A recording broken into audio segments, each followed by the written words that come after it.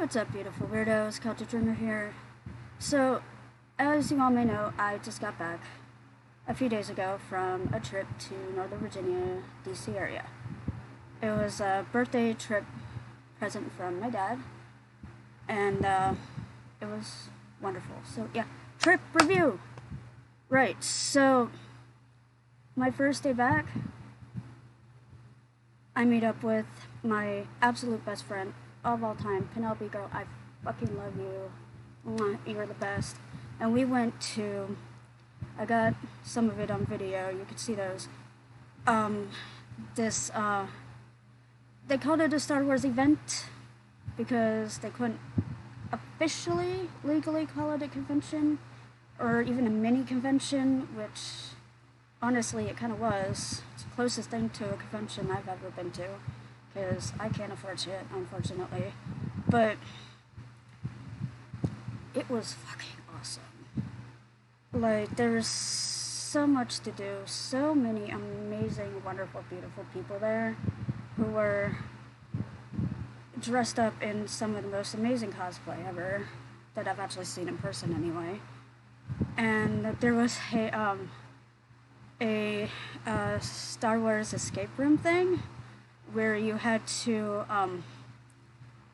where like you would go in with a team of 2 or more. It was just me and my best friend, and you had to survive 2 minutes in their version of the trash compactor scene in the Death Star in A New Hope. And basically you had to find a way to keep from the walls closing in and squishing you for 2 minutes. We kicked that escape room's ass. Hell yeah. Let me see if I can find the button I got from it. Oh yeah. Know, can you see that? I survived the trash compactor. Yes, I did. But we were fucking brilliant about it. Like, little hint. All you had to do, pick up some pipe, put them together, hold it against the wall, and push back. I mean, they got a little headway on us, but not much. We nailed it. It was so much fun. And they had local vendors there for like local craft beers, which were delicious.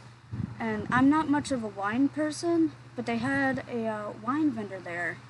And I saw a flavor of wine that looked and sounded really interesting and pretty delicious. And lo and behold, I finally found the wine that I like. And not only can I not get it here, but I can't remember the name of it. But it was delicious. Mwah, divine. There was like sword fighting, lightsaber sword fighting demonstrations going on, like laser tag, like stuff like that. There was, my favorite part has got to be, well, besides the fact that there were, for some reason, therapy dogs from a local organization around there, walking around with their handlers everywhere. And there's this one dog, big dog, cannot remember the name of the dog, breed, for the life of me, because honestly it wasn't one that I had heard before. But it was a type of sheep herding dog breed, and the fur mimicked sheep wool.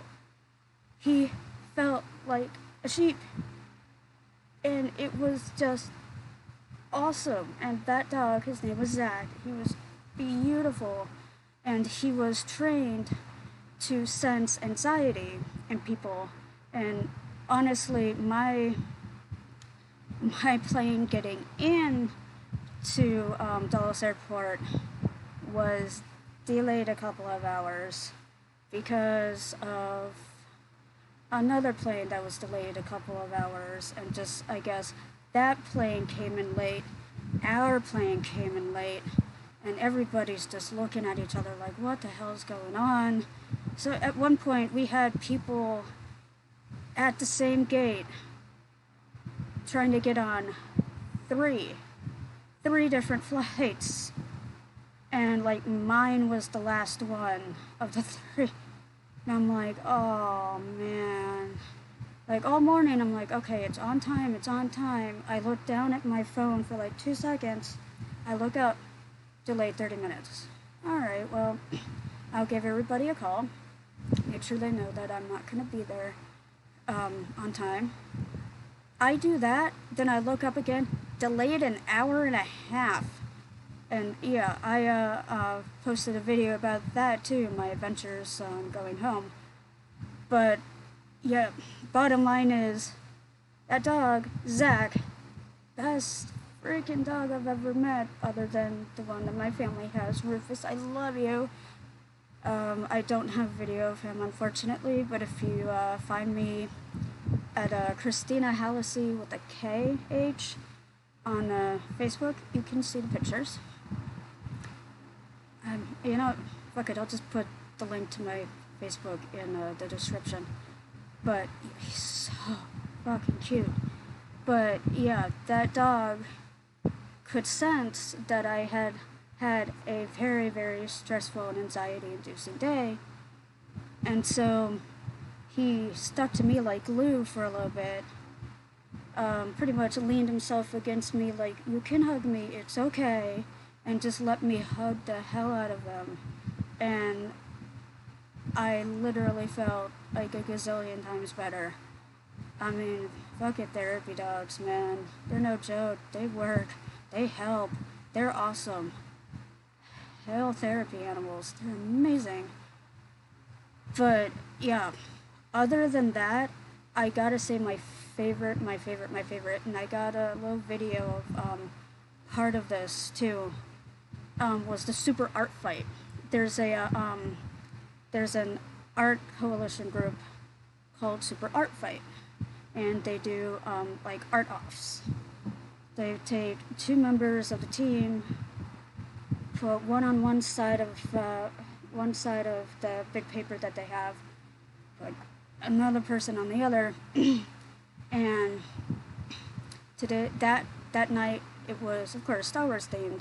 And so they had to, I think the first group had to, it was something like, what was the best parts of Star Wars, and then I think the second group was what was the worst things about Star Wars, or that may have been flipped. I'm not exactly sure.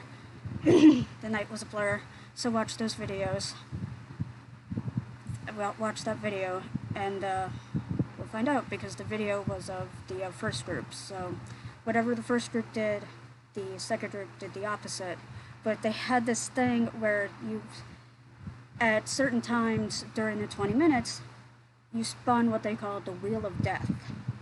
And there were 2 computer-generated wheels that they could spin, and one wheel, whatever it landed on, one person had to incorporate it into what they were drawing. And then whatever the other one landed on, the other person had to incorporate it into what they were drawing. And then at the end of 20 minutes, the audience got to vote. And it was awesome. It was actually kind of funny. I didn't get the second group on video, but somehow a very Undertale looking character showed up in a Star Wars themed art battle, and it was fucking hilarious. It was very well done. Like, why does that look like Toriel, but demonic? It looks like a demonic Toriel, or like Toriel's evil brother or something. I don't know. It's just very, very funny. And I believe the thumbnail for that video is the picture of the evil-looking Toriel. So, yeah, check that out. Everybody was just incredibly nice. I got to meet and take pictures with everybody who performed that night. There was one girl named Jessie, whose husband was helping sell some of her artwork, and some of her artwork included little mini buttons with a bunch of characters on it that she's drawn. And well, here's Jigglypuff. Got Jigglypuff. I wanted a Kirby too, but they were out. Oh, I love Kirby, but Jigglypuff. And of course, how could I not get Pikachu? Pika Pika! Love me some Pikachu. And then there were stations where you can make like your own magnet, which I can't remember where I put it. It's probably upstairs in one of my bags, in the bottom of the bag, hidden, that I haven't gone through. But you could also make your own Star Wars themed buttons, which I do have right here. So I used Force. That's what's probably my favorite. Who's your daddy? And this was literally me to a T, because Star Wars themed or not, this is what I am. Rebel with the cause. And so that was an awesome night. And that was just night one. So then the next day, my dad and I decided to go see a movie. And I am a huge Beatles fan. We saw the movie yesterday. And I was a little apprehensive about seeing it, because I'm like, well, this is a really interesting concept if they pull it off. They pulled it off. I was, close to tears in some parts of the movie, and that should tell you something.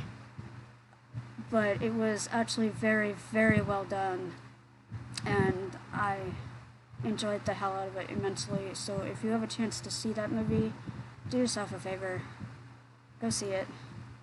Then the next day, my dad and I decided to go see another rock and roll movie, Rocketman. And if you're a fan of Elton John, you will love that movie. It's so well done. Literally gave me chills. And I would literally jump at the chance to see both of those movies again and again and again and again.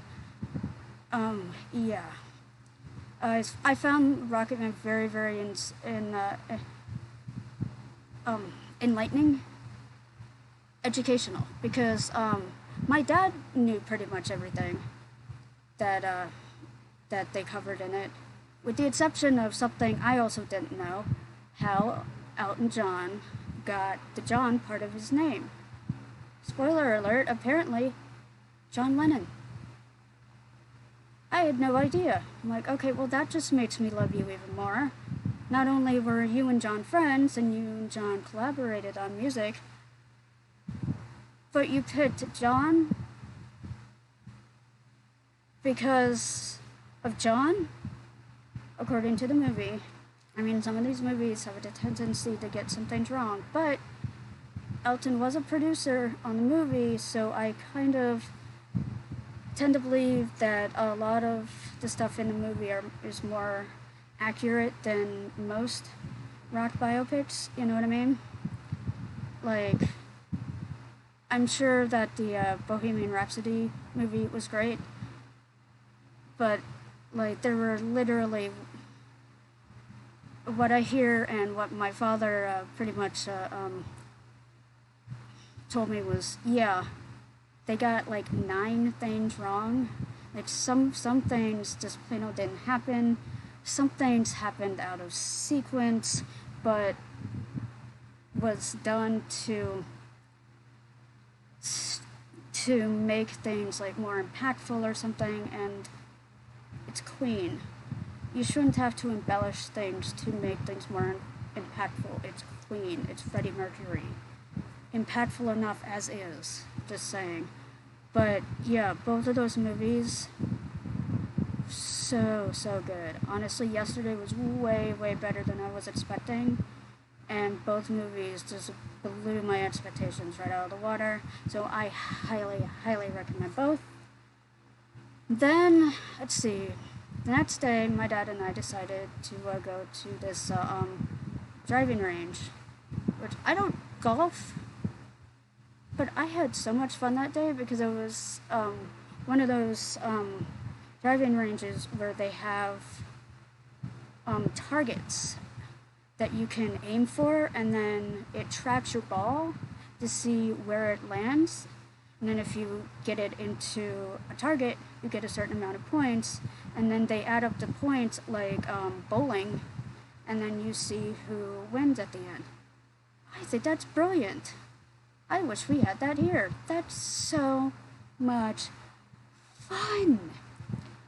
Like before that day, I was like, oh, me and golf, that's not mini golf. I don't know. But then I had heard him talk about it and rave about it for a while. So I'm like, okay, well, you know what? If that's where we're going, absolutely, I'm excited. So much fun. So much fun. If you have a chance to go to one of those near you, take it. It's so much fun. Then the next day I went and saw that same friend again, but I finally got to see where she's living now. And I had met her roommates through video chat with her. And they're like, you gotta come and hang out with us. You gotta come and drink with us. You gotta come and party with us. And I'm like, God, I wish I could. And then God, I wish I could turned into, hey, so I'm coming next week. Can we chill? And actually threw a party that night. And we're assuming that they did that because they knew I was coming and they just wanted to make the night as fun as possible. That has not been for sure. We don't know, but apparently that would not be out of their character. So that's very, very sweet of them to do. And I made friends that night.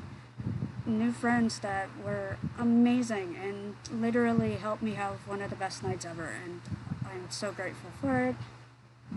I love it. Then, oh God, what did I do? Thursday, I think I just slept. Oh wait, I tried to go ice skating.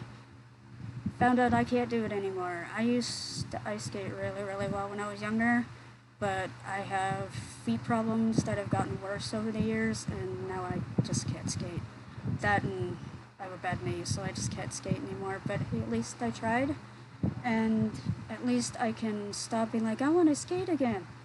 At least that in me isn't killing me anymore. Like, God, I wish I could do it again. Well, now I've tried it, now I know that I just need to let it go, and I can let it go now. Then the next day, I spent a few hours in DC. Other than me taking 2 hours to try to find a bar in Chinatown, it's an Irish bar that I had gone to with a friend of mine last year who wasn't in town this year. So I had to find it on my own. Well, I knew it was in Chinatown, I just didn't know how to get to Chinatown. So I asked somebody at the Metro, and he sends me, he's like, I think it's on that train. No, that train. Yeah, spoiler alert, it was the first one, not that one.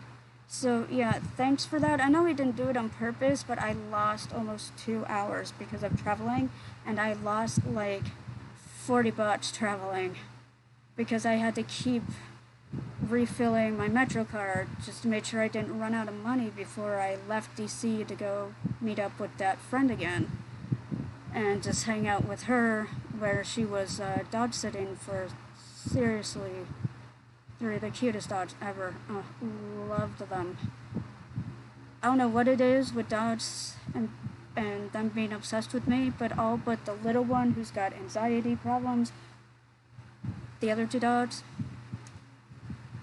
fucking all over me. So great. And at her place a couple days earlier with her roommates, her roommate had a dog that was literally obsessed with me like immediately. And I'm like, I love being one of those people where dogs are just like, they look at me and they're like, yep, I like you. You're a good human. Can you be my human? Come here. You know, that's awesome. I love being that person. But finally found the bar. It was wonderful. I'm working on getting a video of that edited. I still have to send that to my editor, but there's a video that he already has footage for that I need for him to edit, but it's going to take a little bit because he's been really busy lately, and I completely understand that, and his work is worth the wait. So, like, you know what? Whenever you get it to me, that's when I post it. I mean, I'm not gonna be like a hard ass telling somebody that I'm not even paying because he's doing this for free because he wants to. I'm not gonna like be a hard ass on somebody who I'm not even paying to do this and making them do it while tired and exhausted and just, no. I'm not going to do that. I'm not that type of person. I don't ever want to be that type of person.